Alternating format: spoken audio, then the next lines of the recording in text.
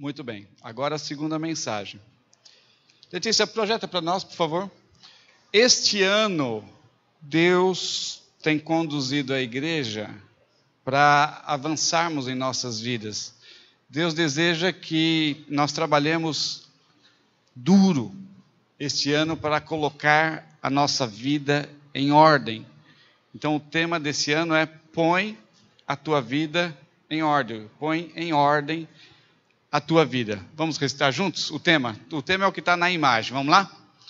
Põe em ordem a tua vida. E Deus tem nos dado várias palavras nas últimas semanas sobre esse tema de como nós devemos trabalhar. E hoje nós faremos então a sétima mensagem número 7, com este tema. Só que agora vamos enfocar na vontade de Deus. Vamos ler o tema da mensagem de hoje? Vamos lá? Busque a vontade de Deus. Então, para pôr ordem em sua vida, nós precisamos, você precisa, eu, você, nós, vós, eles, todos nós precisamos buscar a vontade de Deus. É abrir mão das nossas vontades e buscar, conhecer e agir segundo a vontade de Deus. Muitas pessoas, quando pensam nesse negócio de pôr em ordem a sua vida, já imaginam, poxa, minha vida financeira está uma bagunça. Meu casamento está uma bagunça. Minha vida estudantil, meus estudos estão uma bagunça. Meu trabalho, minha profissão está uma bagunça. E se fosse tão fácil assim pôr em ordem a minha vida, eu já tinha posto em ordem a minha vida. É muito difícil. Toda vez que eu tento, eu me frustro. Eu gosto, essa palavra é legal, né? Frustro, né? Toda vez que eu tento, eu não consigo, eu me frustro e aí me desanimo. De fato, nós já vimos que não existe em nós poder para colocar a vida em ordem. Porque se houvesse em nós poder para colocar a vida em ordem, nós estávamos com a vida em ordem. Quem é que quer? Quem é que gosta de ter a vida desorganizada? Quem é que gosta todo dia receber 5 ligações, uma do Serasa, uma do SPC, uma do Bradesco, uma do Santander, uma do Itaú, lembrando você que você não pagou a fatura? Ninguém gosta disso, né? Deixa até o telefone fora do gancho. Tem aqueles telefones agora que mostram um número, né? Então você olha e faz, esse número eu não conheço. E aí você não atende, você não conhece, mas desconfia, né? Ninguém gosta disso, isso é chato, isso magoa, isso joga a nossa autoestima lá embaixo. E também nossos estudos, nós tentamos as notas altas, não conseguimos, e reprovamos em uma, reprovamos em 2, e às vezes nosso trabalho ou nosso relacionamento familiar, não há em nós o poder, não há em nós o poder. Mas a boa notícia que a palavra de Deus nos dá é que nós não precisamos, na verdade nós não podemos, nós não conseguimos pôr em ordem a nossa vida com o nosso poder. Nós precisamos do poder de Deus, e esse poder de Deus está à nossa disposição. 2 Coríntios, capítulo 9, versículo 8, a Letícia vai projetar agora para nós. 2 Coríntios 9, 8. Vamos ler juntos lá? Deus pode fazer-nos abundar em toda graça, a fim de que, tendo sempre em tudo ampla suficiência, superabundeis em toda boa obra. Então é Deus. O poder está em Deus, não está em nós. Não é a nossa força, não é a nossa inteligência, não é a nossa esperteza, não é nada que vem de nós, mas é tudo que vem de Deus. Deus pode, Deus tem o poder de nos fazer abundar em toda a graça. Não é numa área, não é nas finanças, não é no casamento, não é na família, não é na profissão, não é nos estudos, é em todas as áreas. É em toda a graça, a fim de que, tendo sempre Não haverá tempo, não haverá uma época, não haverá um período em que nós não teremos. Nós sempre teremos. Não haverá escassez. Tendo sempre, em tudo, em todas as áreas, ampla suficiência. Interessante que é mais do que suficiência. A suficiência é o que você precisa para pagar a água, a luz, o telefone, o Netflix, né? O Spotify. É para você pagar o gás. É para você trocar de roupa relativamente frequentemente. Para você comprar uma sandália nova de vez em quando. Não precisa ser toda semana, mulheres, tá? Toda semana é demais. Essa é a suficiência. Você tem o suficiente para não passar fome, não passar vergonha também. Só que Deus quer que nós andemos na ampla suficiência. É ter mais do que o necessário. Eu tenho mais do que a conta de pagar a conta de água, luz, telefone, gás, internet, a continha do ônibus ou do combustível. É mais. Porque este que vem mais é para a gente reinvestir no reino de Deus. Então é a ampla suficiência. E lá continua, superabundez. Não é só ter em abundância, é superabundância em toda boa obra. Interessante ali, hein? Em toda boa obra, tudo aquilo que for bom para a obra. Não é todas as suas manias, não é todas as suas frescuras, não é todas os seus mimos. Eu queria ter um par de sapato para cada dia do mês. Né? Aí então você tem 31. Ou um par de sapato para cada dia do ano, 365. Esse ano você pode comprar mais um, porque esse ano é bissexto, né? 366. Não é uma superabundância para isso, mas é uma superabundância para tudo aquilo que é a boa obra de Deus. Ter em abundância. Então Deus nos dá esse poder. Deus nos dá esta graça. Efésios capítulo 3, versículo 20 e 21, diz a mesma coisa. Efésios 3, 20 e 21. Você só anota, mas lê o que está sendo projetado. Vamos ler juntos?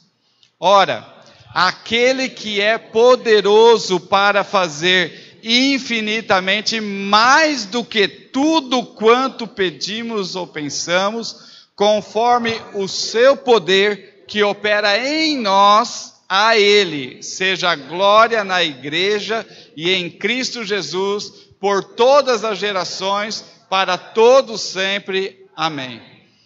Eu gosto muito desse versículo 20, porque Deus é poderoso para fazer infinitamente mais do que tudo quanto pedimos e pensamos.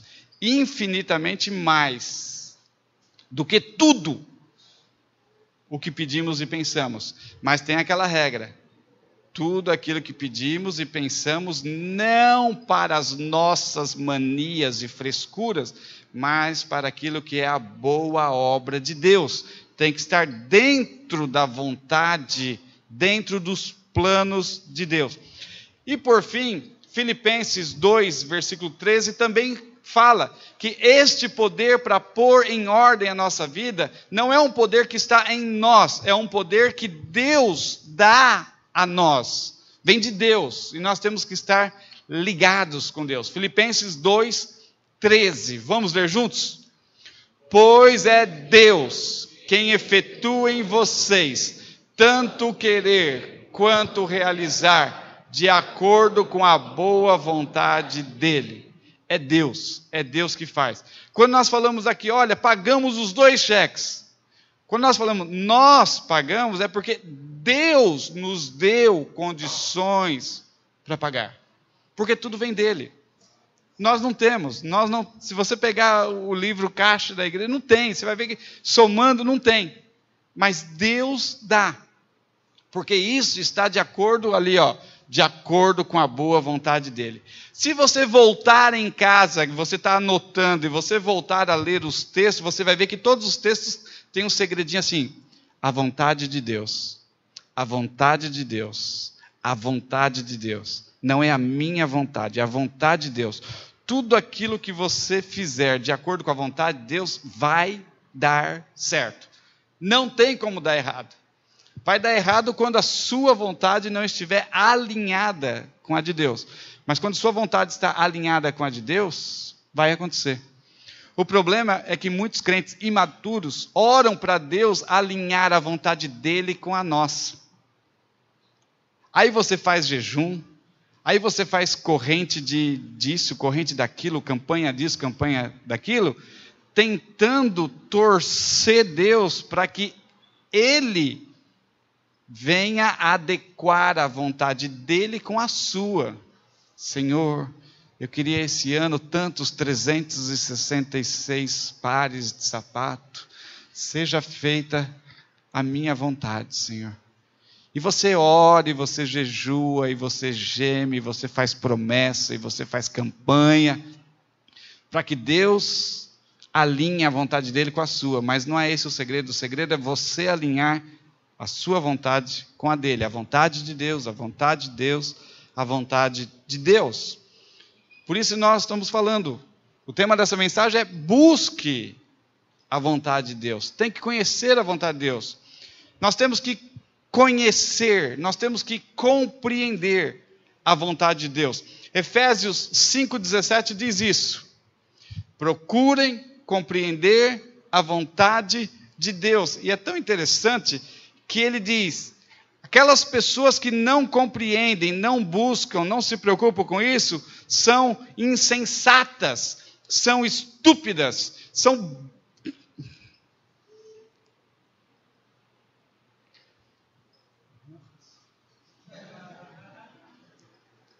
Não pode gravar isso, não?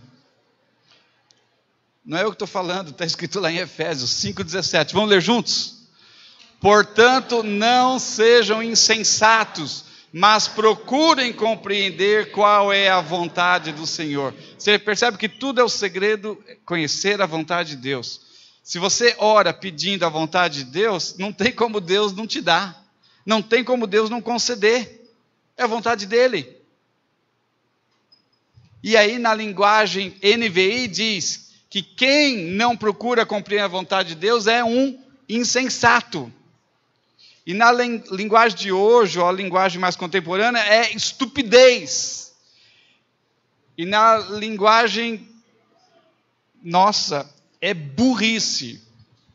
E muitos crentes, infelizmente, levam sua vida cheia de frustrações, porque não procuram conhecer a vontade de Deus. Então não conhece a vontade de Deus, vive pedindo bobagem, vive pedindo besteira, se frustra cada dia, cada hora, cada semana frustrado, porque não conhece, não busca, não quer saber da vontade de Deus. Colossenses capítulo 1, versículo 9, diz a mesma coisa: temos que buscar a vontade de Deus. Colossenses 1, 9, vamos ler? Por essa razão, desde o dia em que o ouvimos, não deixamos de orar por vocês e de pedir que sejam cheios do pleno conhecimento da vontade de Deus, com toda a sabedoria e entendimento espiritual. Vamos repetir essas 4 últimas linhas ali. Vamos lá? Cheios do pleno conhecimento da vontade de Deus, com toda a sabedoria e entendimento espiritual. Não tem como falhar. Quando você leva a sua vida preocupada com isso, não tem como falhar. Vamos orar agora, assim? Vamos orar o que está escrito? Senhor meu Deus, por favor, te peço agora, me faça ser cheio do pleno conhecimento da tua vontade, com toda a sabedoria e entendimento espiritual. Peço-te isso, em nome de Jesus. Amém. Pediu com fé? Vai receber. Compreender a vontade de Deus. Qual é a vontade de Deus? Qual é a vontade de Deus para o meu casamento? Qual é a vontade de Deus para o meu almoço? Qual é a vontade de Deus para minha locomoção? Deus está querendo que eu ande a pé mais um tempo, quer que eu ande de bicicleta, quer que eu ande de moto, de carro. Qual é a vontade de Deus? A gente sempre acha que Deus quer que você anda de Lamborghini, né? A gente nem sabe o que é isso, né? É a Ferrari, né? Uma Ferrari vermelha.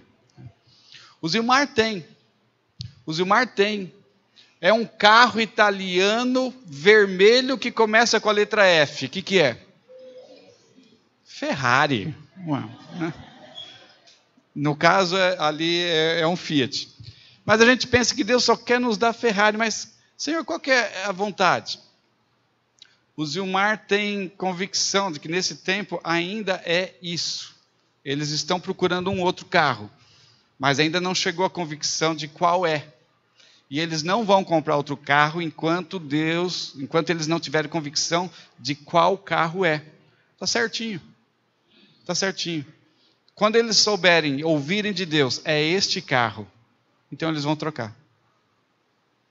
Você não sai trocando o carro por qualquer um que aparece. Me apareceu uma grande oportunidade. Aquela grande oportunidade pode ser uma grande armadilha. Preste atenção nisso.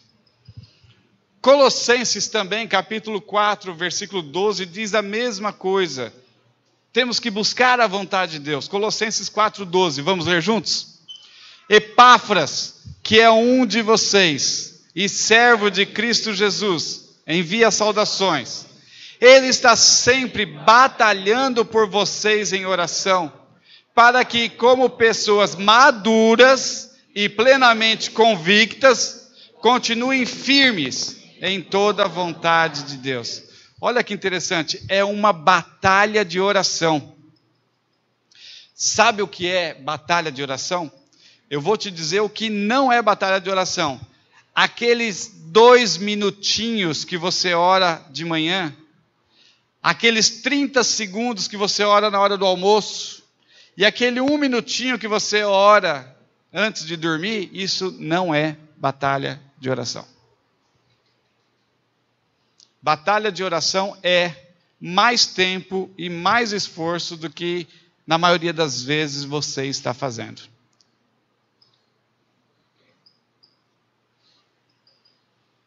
Para conhecer a vontade de Deus, nós temos que batalhar com Deus em oração.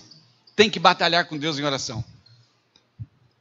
E olha lá, a característica é pessoas maduras, pessoas plenamente convictas e que continuam firmes. Não são crentes geleia, crentes gelatina, crentes com a firmeza de um prego na areia. São crentes firmes. O que significa um crente firme? O que significa uma coisa firme? Uma coisa firme é uma coisa que está enfrentando uma oposição, mas não se move. Então, quando nós falamos que um crente é firme, ou que você deve ser um crente firme, significa que você vai sim enfrentar oposição. Não se iluda pensando que a oposição não virá, porque ela virá. Das mais diferentes formas, das mais diferentes maneiras, pelas mais diferentes pessoas. Mas você vai permanecer firme. A oposição vem do lado, por baixo, por cima, na forma de gente, na forma de dinheiro, na forma de sexo, poder, ou qualquer outra coisa assim, mas você permanece firme em toda a vontade de Deus. Isso é uma batalha. Nessa batalha é preciso disciplina. E aí nós vamos para o próximo ponto. Para você buscar conhecer a vontade de Deus, para orar certo, para receber, precisa ter disciplina. Só que quando nós falamos em disciplina, muita gente treme e já começa a suar porque pensa em chicote, né? Você vai ser disciplinado. Aí você já pensa, chicote, cinto, alguns pensam em arreio, né? Tem gente aqui que apanhou de arreio. Caroço de milho, né? Ajoelha aí no caroço de milho, né? Tem gente que foi castigada ajoelhando em caroço de milho. Não tem? Tem. Eu, quando era criança, era um menino da cidade. Então, não ajoelhava em caroço de milho. Era tampinha de Coca-Cola. Tô brincando, não era não. Não era isso não. Mas tem gente que, quando pensa em disciplina, castigo. Disciplina não é castigo, gente. Necessariamente não. Não precisa. Pode se tornar castigo.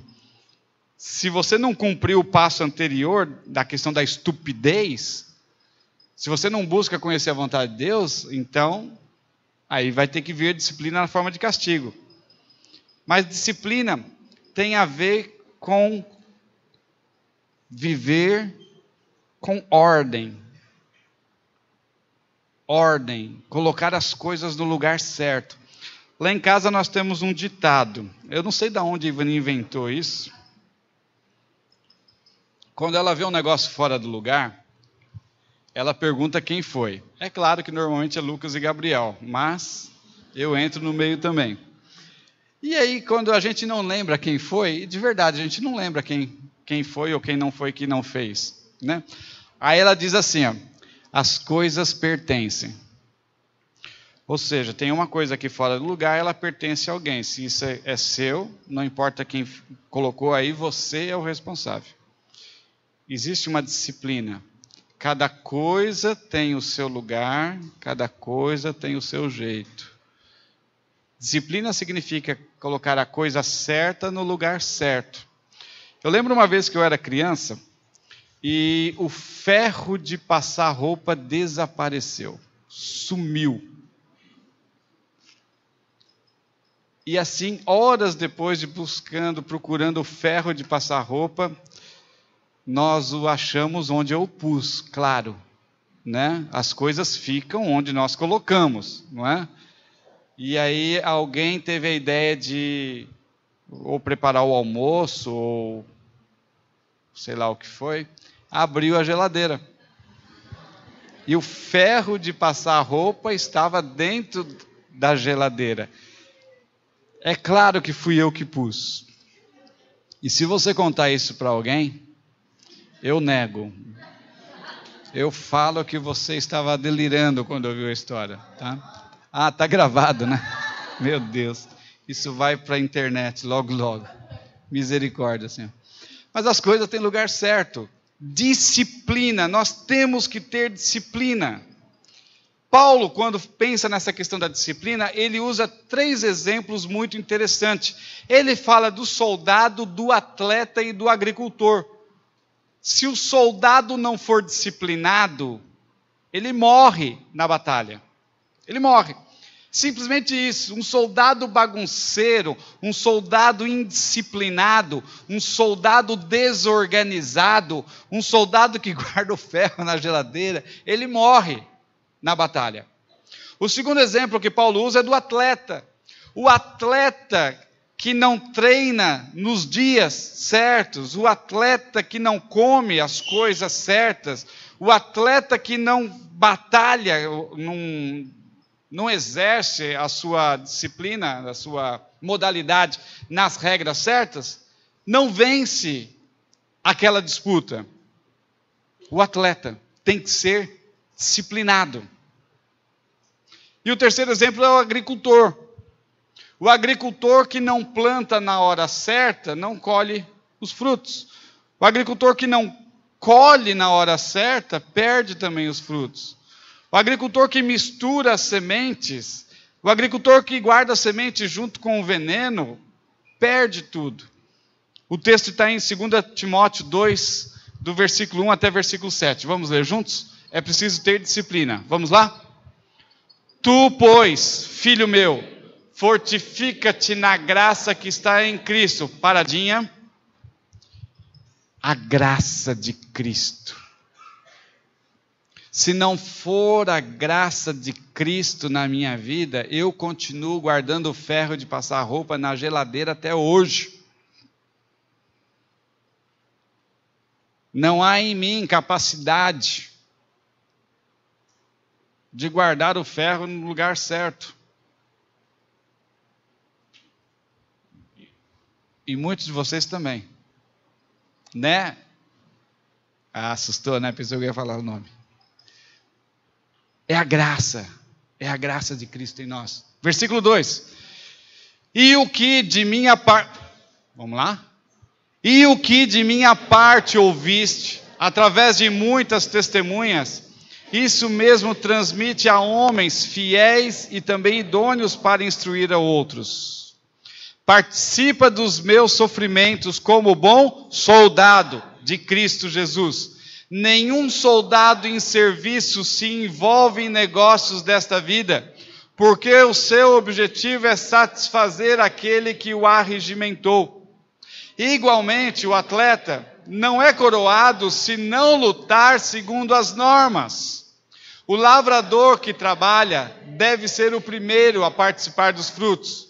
Pondera o que acabo de dizer, porque o Senhor te dará compreensão de todas as coisas. O soldado, o atleta e o agricultor. Vamos lá? O soldado. Se você não for disciplinado, o soldado morre. O atleta não ganha. E o agricultor vai morrer de fome também. E olha que interessante finalzinho. Pondera o que acabo de dizer. Aqui muitos crentes falham. Muitos crentes falham. Primeiro porque não está anotando nada. Aí falha. Como é que você vai ponderar se você volta para casa e não lembra? Não, mas eu vou no YouTube, eu pego a mensagem de volta. Vai? Mesmo? Volta para casa e você vai assistir tela quente. Não é mais tela quente, como é que é? Depois do Fantástico. Domingo Maior. Né? Os Renegados. Aquele que tem um monte de brucutu. Sylvester Stallone. Os Mercenários 1. Os Mercenários 2. Os Mercenários 3. Os Mercenários 4. Os Mercenários Imortais. Os Missionários Confronto Final, parte 1, parte 2. Essas coisas roubam a palavra.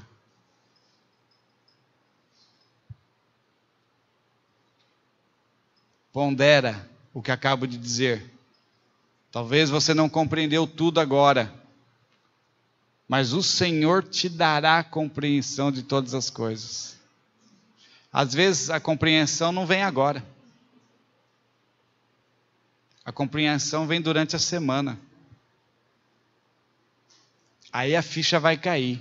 Tchum, entendi. Agora que eu estou entendendo.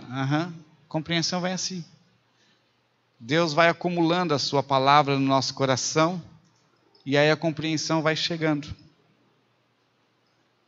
É preciso observar que existe dentro de nós uma briga constante da nossa vontade contra de Deus, a de Deus contra nós. Mateus 6:10. É a vontade de Deus, não é a nossa.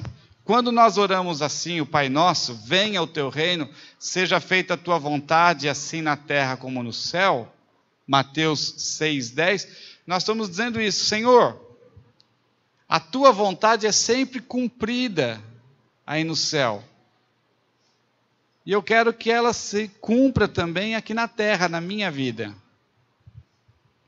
Eu quero ser obediente ao Senhor aqui na terra, da mesma maneira como os anjos são obedientes ao Senhor aí no céu. No céu não existe desobediência. Tinha um grupinho bagunceiro ali, um grupinho desobediente, só que eles não ficaram no céu, não. Para onde que eles foram?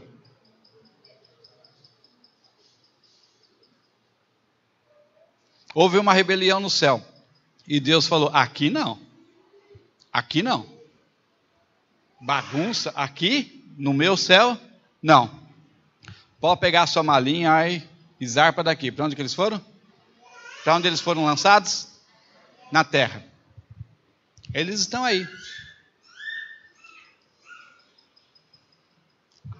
A bagunça, a indisciplina, a rebeldia que eles tentaram implantar no céu, mas falharam, graças a Deus, eles trouxeram para a terra. E eles vão tentando implantar isso na nossa vida. E muitas vezes, desapercebidamente, distraidamente, relaxadamente, nós deixamos eles implantar a bagunça que eles não conseguiram fazer no céu, fazer na nossa vida. Na nossa conta bancária, no nosso cartão de crédito, na nossa casa, no nosso trabalho, na nossa escola.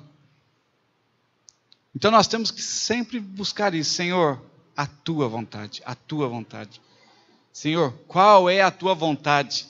Quando você levanta cedo, na hora de você colocar as meias, você já pergunta para Deus, Senhor, a verde ou a amarela? Pergunta para Deus. Não sai colocando qualquer meia, não. Quando você não pergunta o que você vai calçar, é por isso que eu só tenho um par de sapato, porque aí não tem problema, é aquele. Teve uma época na minha vida que eu tive 2 pares de sapato, e eu fui uma vez fazer alguma coisa no Bradesco, conversar com um gerente para pôr ordem na minha conta. Aí eu estou sentado esperando, e aí eu olhei para os meus pés. Eu estava com um pé esquerdo de um sapato e o pé direito do outro sapato.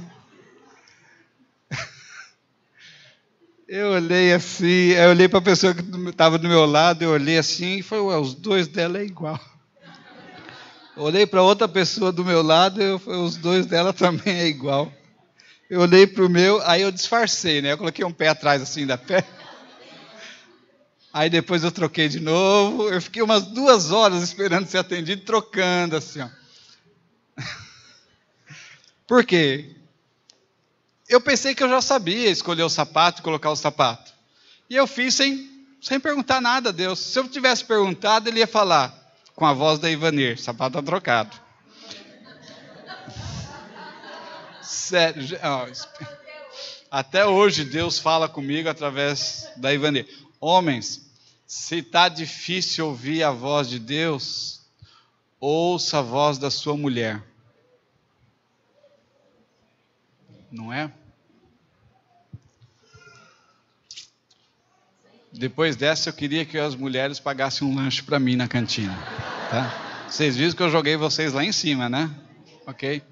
Então, homens, se está difícil ouvir a voz do Espírito Santo, ouça a voz da sua mulher. Não, nós vamos mudar. Nós vamos mudar. Nós vamos mudar. A esperança. A esperança. Mas eu nunca mais usei sapato trocado, não é? Já melhorei. Melhorei. Muito bem. Muito. Para terminar hoje, porque não temos mais tempo, aí domingo nós vamos continuar com esse mesmo assunto. Temos que crer e obedecer. Crer e observar. E é aí que nós vamos cantar aquela musiquinha que nós combinamos domingo passado. Não basta falar com a boca. Você tem que crer com o coração e obedecer com as mãos. Tem muito crente que fala com a boca, mas na hora de fazer faz tudo errado. Sai trocando o sapato. E aí anda tropeçando. Não sabe por que eu estou tropeçando? É claro que você está tropeçando. Um sapato é esporte, outro é bico fino. Vai tropeçar mesmo. Temos que crer no que Deus fala, na vontade de Deus, e obedecer. Aí é que entra. Cadê os músicos? Nós vamos cantar essa música. Cadê eles? Estão tomando água, não?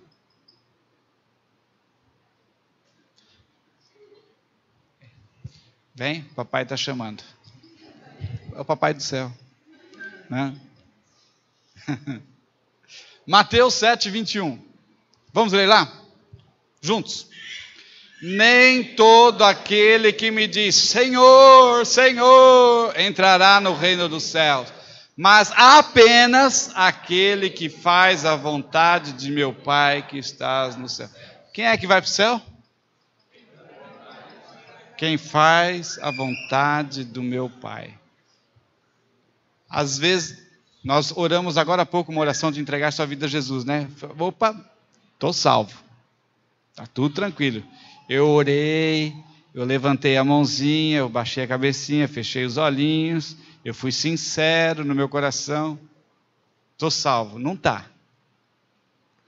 Não está. É um passo. É um passo. Mas esse passo precisa ser confirmado com aquilo lá. Ó. Salvo entrará no reino de Deus apenas aquele, que faz a vontade do meu Pai.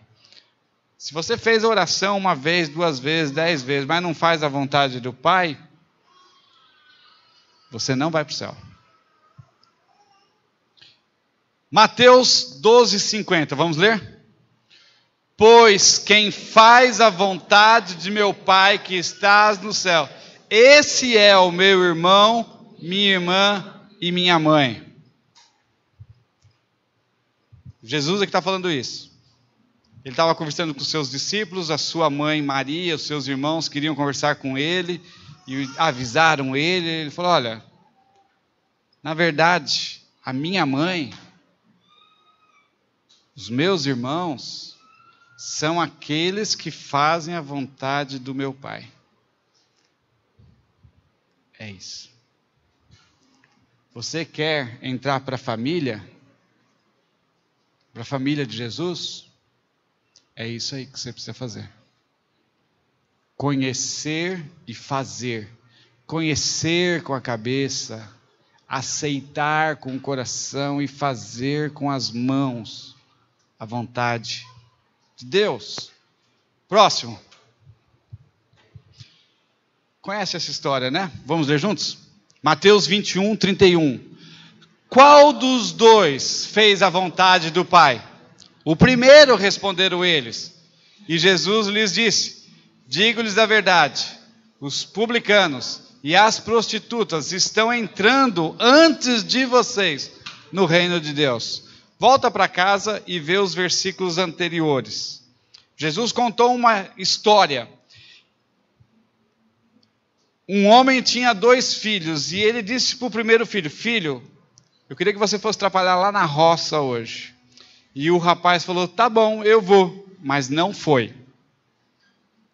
Aí o homem chegou para o segundo filho e disse, filho, eu queria que você fosse trabalhar na roça. E o filho disse, eu não vou. Mas depois ele se arrependeu e foi. O primeiro disse que ia e não foi.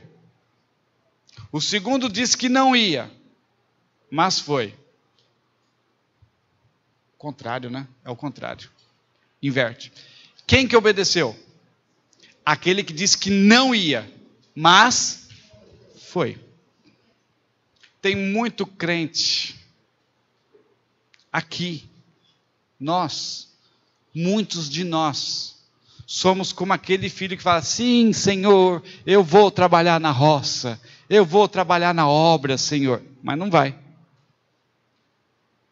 E tem alguns que falam, eu não vou, mas depois se arrepende e vai. Este vai para o reino de Deus. Mateus 26, 42, vamos lá? E retirou-se outra vez para orar. Meu Pai, se não for possível afastar de mim esse cálice, sem que eu beba, faça-se a tua vontade. Interessante. Poucas horas antes de morrer, antes de ser preso, torturado, condenado, crucificado, Jesus fez essa oração a Deus. Interessante observar que Jesus entendeu que naquele caso, naquela hora, a vontade de Deus incluía sofrimento. E muitas vezes, na nossa vida, por um momento, a vontade de Deus inclui sofrimento. Mas nós não queremos isso. Então nós temos duas opções, A e B. A A causa-nos algum sofrimento e a B não. Então nós sempre achamos que é a B, quando em algumas vezes será a A. E nós temos que ter o discernimento. Senhor, eu estou entendendo, apesar do sofrimento que vai me causar, esta aqui é a sua vontade. Em alguns casos é assim. Graças a Deus não é a maioria dos casos. Mas em alguns casos é. Mateus 26, 42 e para terminar, Mateus 12, 47. Vamos lá? Mateus 12, 47. Mais um. Mateus 12, 47. Não foi. Aquele servo que conhece a vontade de seu senhor e não prepara o que ele deseja, nem o realiza, receberá muitos açoites. Ai. Vamos ler juntos? Vamos lá? Está projetado. Lucas. Eu tinha dito Lucas, não? Eu falei outra coisa. Desculpa, gente. Lucas 12, 47. Desculpa. 12, 47. Vamos ler juntos? Aquele servo que conhece a vontade do seu senhor e não prepara o que ele deseja, nem o realiza, receberá muitos açoites. Ai. O pastor, você vai terminar aí com açoites, com esta palavra? Não. Na verdade, essa mensagem termina domingo que vem, lá no nosso templo, tá? Essa mensagem não termina aqui. Faz, segura a respiração até domingo que vem. Ok? Segura a respiração até domingo que vem, porque nós não vamos terminar a mensagem com açoites, nós vamos terminar com festa. Tá? Segura aí, que a festa vem. Parece negativo, mas é positivo, tá ok? Pensa nisso. O segredo está em conhecer a vontade de Deus. Então, crer e obedecer. Há uma antiga música que nós cantamos, que é crer